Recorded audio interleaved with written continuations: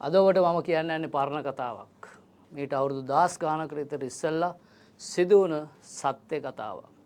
මේ කතාවේ තියෙන්නේ පම් පෙට්ටියක ඉඳලා රජ මැදුරට ගිය කතාවක්. ලස්සන කතාවක්. මේක තියෙන්නේ නිග්මයාම දෙවෙනි පරිච්ඡේදයේ පළවෙනි පදේ ඉඳලා 10 වෙනි පදේ වෙනකම්. ඔබට කියවුවොත් මේක දැනගන්න පුළුවන්.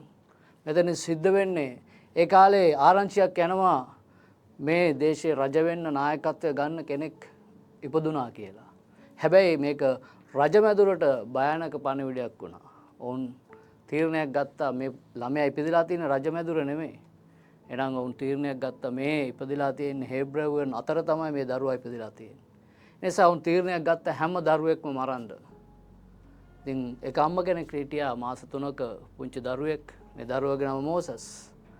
ඒ අම්මට ඒ වෙලාවේ කරන්න දෙයක් තිබුණේ නැහැ. ඒ නිසා අම්මා පම් පෙට්ටිය එක දාලා මේ දරුවව වතුරේ පා කරලා යවනවා. හැබැයි ඒ වතුරේ පා කරලා ගියාම මේ දරුවව ඒ පාරාවගේ නිවසේ සිටියා වූ ඒ සුවිශේෂී කාන්තාවට මේ දරුවා හම්බ වෙනවා. හැබැයි මේ කතාවේ මම ඔබට කියන්නේ ඒ පම් පෙට්ටියෙන් කොහොමද රජමැදුරට ගියේ.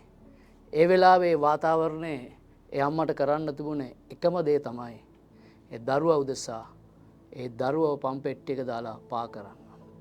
සමහරට අද ඔබ ජීවිතේ සාර්ථක වෙලා ජීවිතේ ඉතා හොඳ තැනකට ඇවිල්ලා ඔබ ඉහළම තැන ඉන්නවා ඇති. නමුත් ඔබ අතීතයේ දිහා බලලා සමහරට දොස් පවරනවා ඇති. ඇයි අම්මේ මාව මේ වගේ වාතාවරණයක ඇව්වේ? ඇයි තාත්තේ මේ වගේ දෙයක් මට කරේ? හැබැයි උන්ගේ වාතාවරණය තුල ඔවුන්ට කරන්න තිබුණ හොඳම දේ උන් කරා. ඒ පම් පෙට්ටිය තුල හිටිය දරුවා රජමැදුරට ගියා.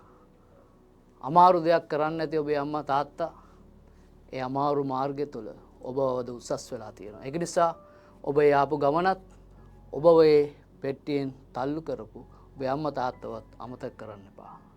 ඔබටත් ඒ පම් පෙට්ටියෙන් රජමැදුරට යන්න පුළුවන්. ඔබට ආශිර්වාදමත් දවසක්.